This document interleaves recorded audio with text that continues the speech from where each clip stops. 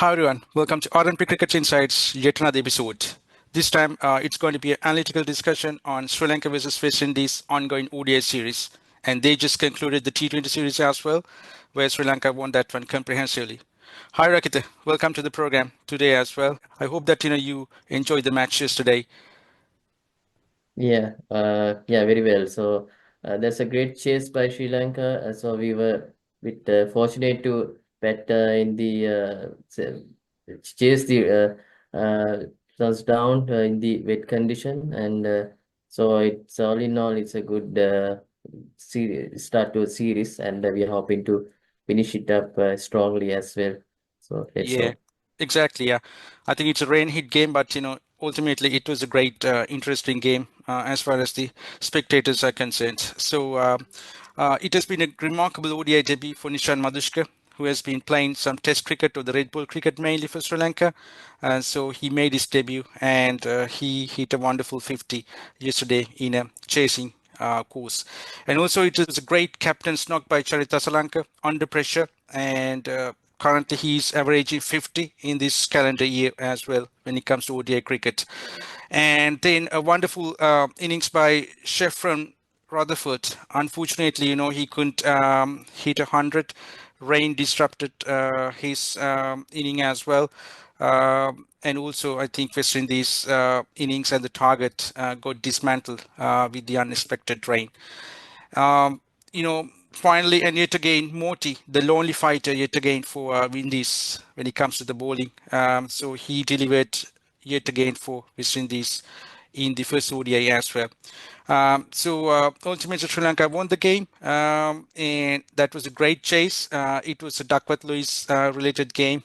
Sri Lanka had to chase down the target, I mean, the given target, I would say, within the 37 overs, and Sri Lanka did it comprehensively thanks to Charita Salanka and Nishan Madhushka, the debutant. Rakita, I I think we didn't get a chance to watch the full package of West Indies batting. So they were in a great course when the rain interrupted. But I mean that's what the cricket is all about. So, I mean we can't control the uncontrollables. But as per you, what do you think? I mean, what went wrong with Windies as far as the final result is concerned, and what should they do in terms of bouncing back in the second ODI? Because this is a three-match ODI series, so they still have the chance to make a comeback and win the series as well. Yeah. So I think they have started the innings well in batting, and they score very confidently against the paces. So that caused our captain to introduce spinners early. So when the spinners came in, we saw that it may be it might be going like the second T20I, they were stumbling to the spinners. But somehow Roston Chase and Rutherford played really well. In that aspect, we can say that they played better than they how they played against the spinners in the T20s. But unfortunately, when the innings is getting the momentum and getting the going into the right direction, then the rain was coming, and then the innings had to be uh, terminated in the middle of the good partnership. So we were really lucky in Sri Lankan perspective, but they were heading for at least 300 the way with the way they have played in the last few overs before the rain comes in. So kind of the, that kind that might play a big part of Windies' uh, defeat in the first ODI in batting perspective, plus the bowling as well, because since the ball is wet, the spinners mainly they couldn't grip the ball well, and the purchase they have got from the pitch also is bit less compared to what our spinners got in the dry pitch.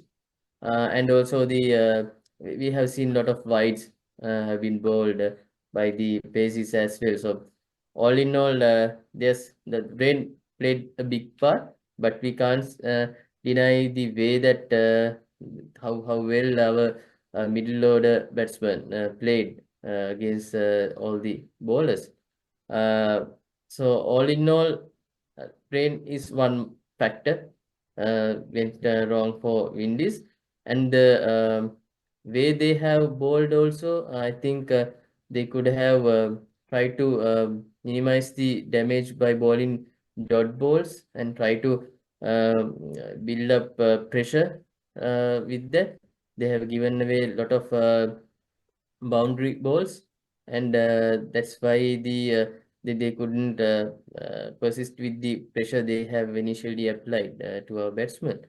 Uh, and I think from betting perspective of West Indies, Shai Hope holds a key because he's one of the most consistent ODI batsmen we are having at the in cricketing world ODI cricket today because he has a batting average of more than 50 and he has a century rate around 1 century per 7 innings also, and he has scored centuries over more than 10 countries.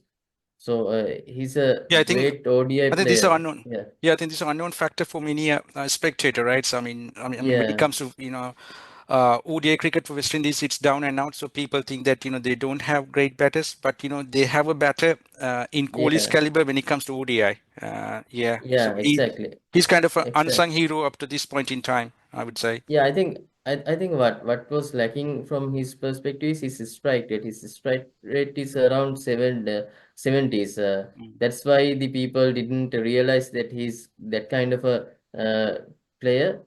I might not say he's a game-changing player, but he's a very consistent ODI player. The other batsmen have to play around him because we know Windies have the firepower. So Shai Hopes is the player who holds the innings together. So they other batsmen actually they can clear the boundaries very easily. So I think they have the luxury of Shai Hope's consistency, but they couldn't capitalize on it in the first game. But we remembered how he has played in the last Sri Lankan series. He has scored 1 century and two half centuries in the three ODI matches. So Yeah. that will be a key. So Not he's only in Sri coming. Lanka, I think when it comes to Asian soil, so he Yeah, dominated India also. in India as well. Yeah, in Yeah, Indian yeah. soil. Yeah, so I think it's great that we took his wicket early through a great review. And on the other hand, Rutherford needs to carry his form because he's a attacking batsman and he knows how to pace the innings. When the pressure is on, we saw even in the T20 World Cup also he had played great innings in under pressure. So he's still a 4 ODIs young player. So we might see great things from him in the years to come. From bowling perspective, I think Jaden Seals leaked too many runs according to my liking. So I think Shamma Hope Joseph might get his ODI debut call in the next ODI Yeah, that's a because one probable change that you're suggesting. change. Yeah. And I think they don't have any other main spinners at the moment. Only Motti and Walsh had to play, Mm. and let's see how they can uh, fare with the dry ball. So if they got a chance to uh, play in proper ODI condition, proper playing condition, we might see some more better things from the spinners. I think Motive bowled really well throughout the series. It's up to Walsh to put his hands up and bowl in good line and length. And Roston Chase needs to come to his bowling. I mean, he needs to improve his bowling in the middle overs and he needs to ball that much needed off spin off spin weapon to the left handers of Sri Lanka. Mm, I think he didn't bowl that well in the first ODI due to this weight ball.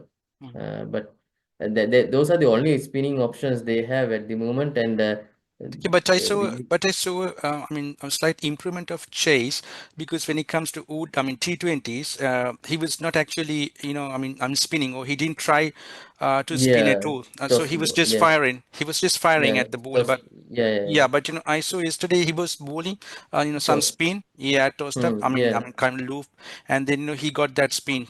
So he got a purchase from the spin. In other words, yeah.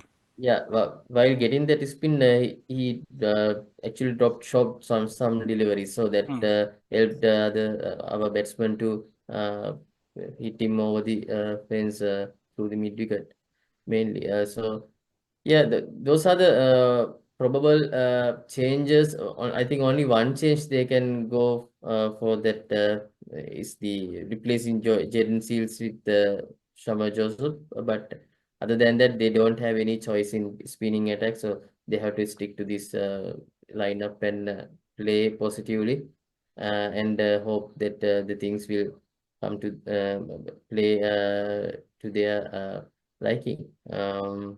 So I think that's what about Windies probabilities of the next ODI. So what are the changes from Sri Lankan perspective for the second ODI as you are suggesting, Prasad? So would you like, would you prefer that using a test specialist bowler like Asita in the white ball formats? Because are we risking him since we have the World Test Championship finals in the I mean, if we play, if we can persist with him in the test cricket only, we might have a chance to reach the World Cup, World Test Championship finals as well. But risking him in the white ball formats, what do you think on that? And also the arrival of Nishan Madhushka to ODIs. It's Yeah. a pleasant surprise, and that will Yeah. heat up the competition of Sri Lankan batting lineup in ODIs. Yeah. So, Exactly. what do you think on these aspects, Prasad? Yeah, I think for your first question, yeah, I think Casado Fernando is being overused as I see in the in white ball because I expected him to play some T20s, but now unfortunately he's been given to bowl in the ODIs when Sri Lanka is picking only one single pacey. So they have a lot of options, and I mean Sri Lanka is at the moment mainly focusing on their spin, so they are just playing a pacey for the sake of bowling. So I think Ashita should not be bowling at all in this ODI series, but unfortunately he had to bowl, and then this is causing some kind of a demoralizing factor for him as well because he's not getting much purchase from the pitch in these kind of tracks also. So I would recommend in 23rd game to have Dilshan Madhushankar for Asita because we should preserve him for the South African tour. I mean Asita Fernando should be our trump card in Durban and Port Elizabeth. Now it is not called Elizabeth, so that has a new name. I can't pronounce it. So yeah, so we should persist him with the Test cricket at least up until 2025 June if we get a chance to play the final.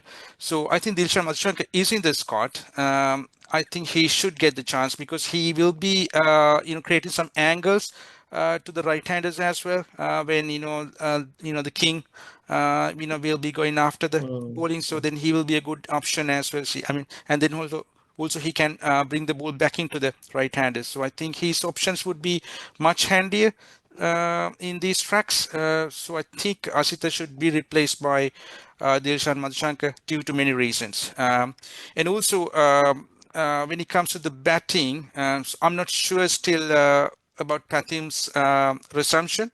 I didn't hear anything about his recovery plan, but as like I said, Nishan Madhushka had a remarkable debut. But when it comes to his innings, he didn't have a good start at all.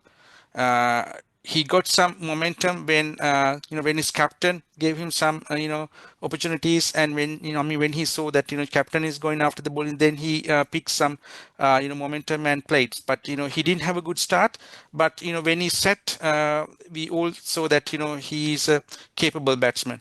There's no hesitation of that. So I think he has created a healthy competition at the minute. So if Pathum comes, I think selectors can't drop Nishan Madhushka at all now when it comes to the second ODI. So in this particular situation, the vulnerable person is Sadira Samaravikrama to me. I think he's playing for the sake of making the 11 to me at the moment. I don't know why he's playing because yesterday's 18 was his highest score in his last eight ODI innings.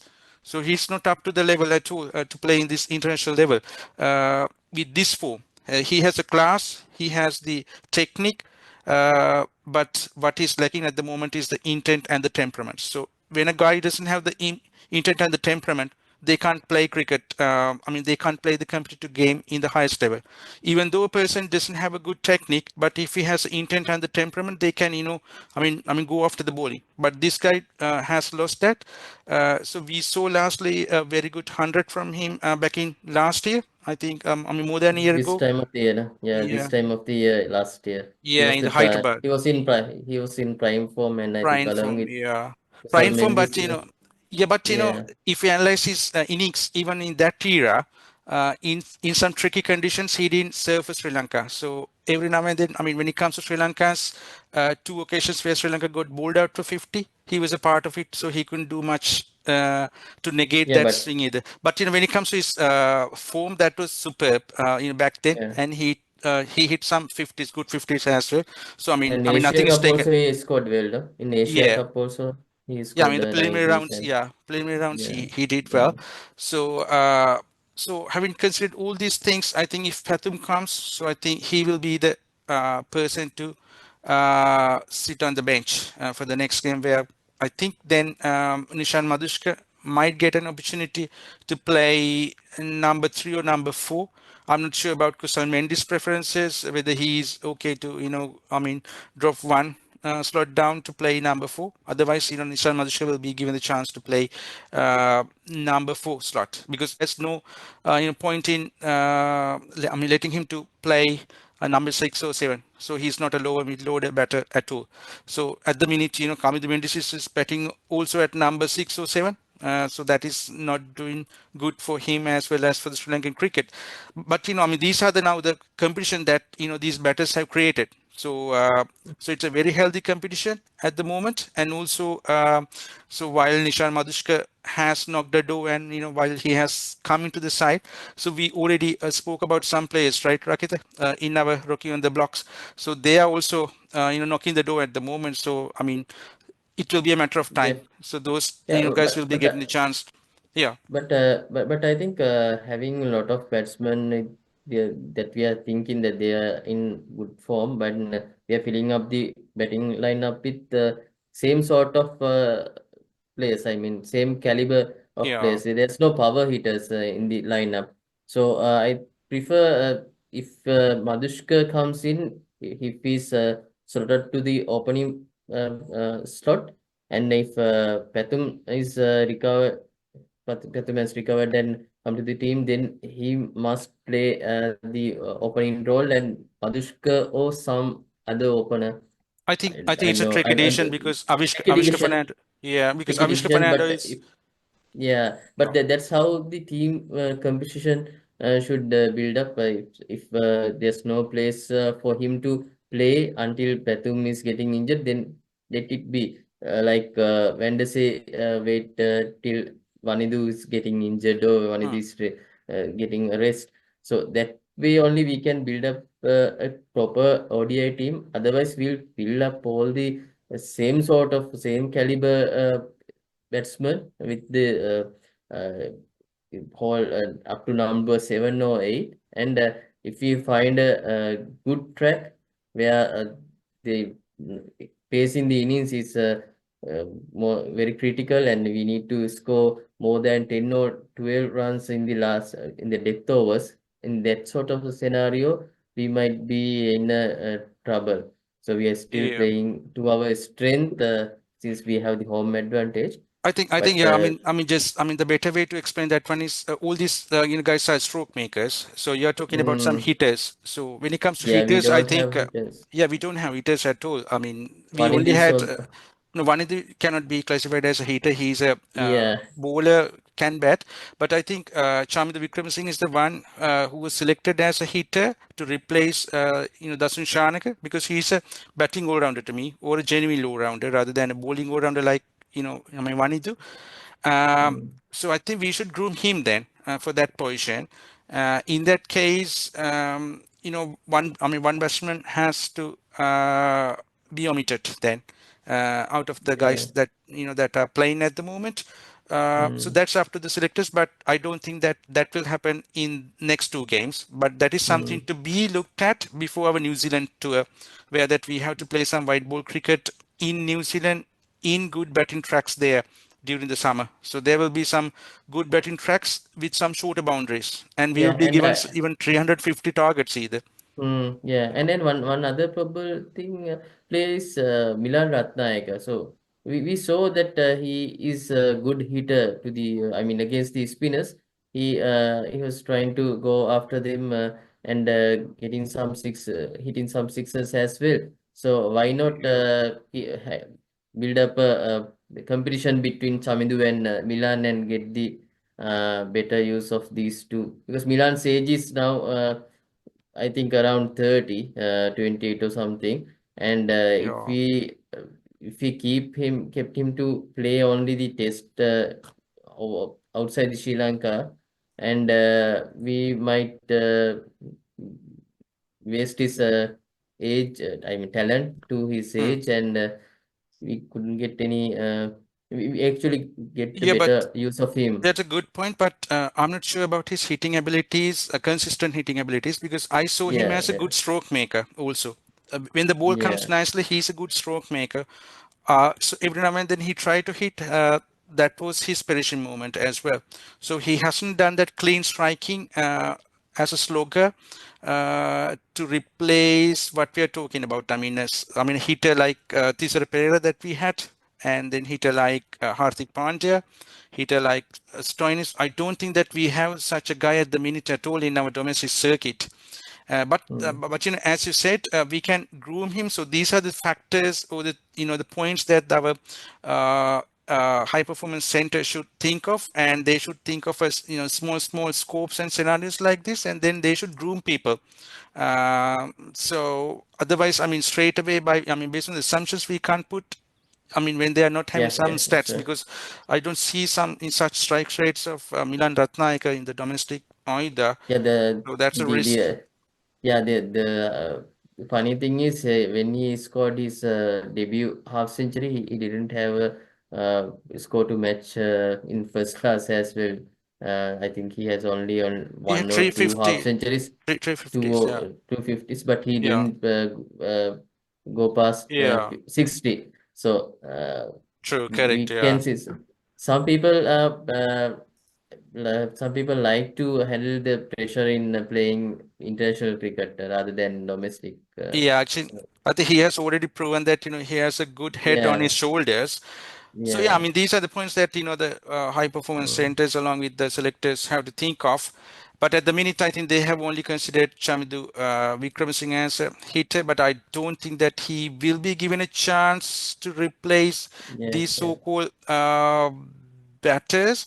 But there's a one option. Now, I said that as a Sadira. change that, Mm, no, no, not Sabar Sadira. As a change, I mm, said that Asita Fernandez should be replaced by Dilshan Madhushankar. But if you are going to rely on all these spinners, so there's another opportunity that Sri Lankan selectors can do to replace Asita from Chamidu. no, While we no, are I don't think. thinking of all the spinners, but I know that it will not happen, but Mm, it's an option. But he can't handle the pressure of a pace bowler yeah, yeah, single-handedly, exactly. so it's too Yeah, early yeah. for him. Mm, So Yeah, so basically, my changes would be for the next game in Sri Lankan perspective, Dilshan Madhushankar to replace Asith Fernando. And also, if Pathum comes in, then I think Sadira will go out. Otherwise, Sadira will get a game again and get a chance to play and prove himself. And also, I think I should highlight that if we are going to play with Van der Sar and if we are going to persist with him in this tour, he should be given the ball to bowl in tandem with the other spinners. I saw that Charit was over bowling. He is a part timer, but he should not forget that he is a part timer. Whatever the performances that he did in the spinning tracks, but he is still a part timer, so he should focus on that, and he should try to get the wickets from the genuine bowlers, and he should rely on his bowlers. So that is kind of a mistake that he has been doing in the last couple of matches. So yeah, so these are the changes that we do see, I think Rakita.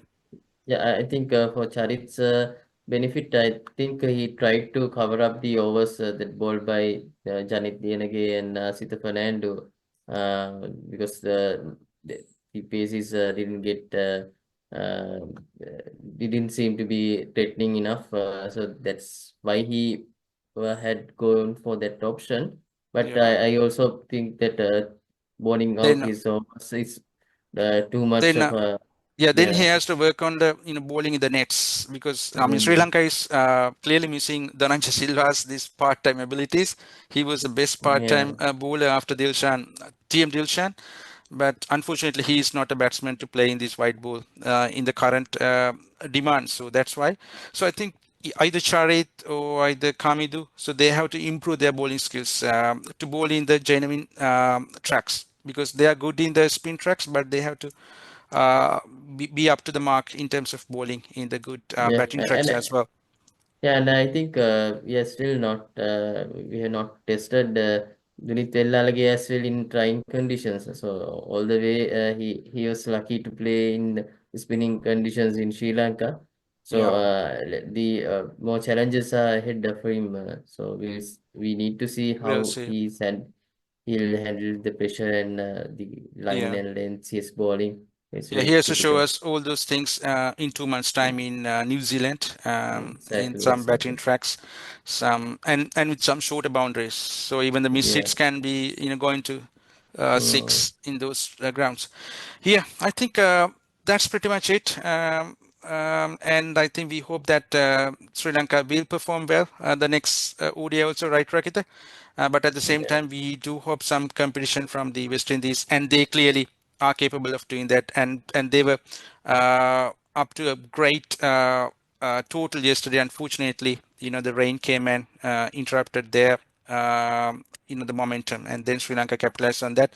And also when Sri Lanka was batting, Sri Lanka had uh, the edge with regards to the pitch, because pitch got better, and the pitch started to have some skidding kind of features, where the ball came to the bat nicer than it was in the first innings, while the bowlers were struggling to grip it as well. So all those things worked on Sri Lankan way.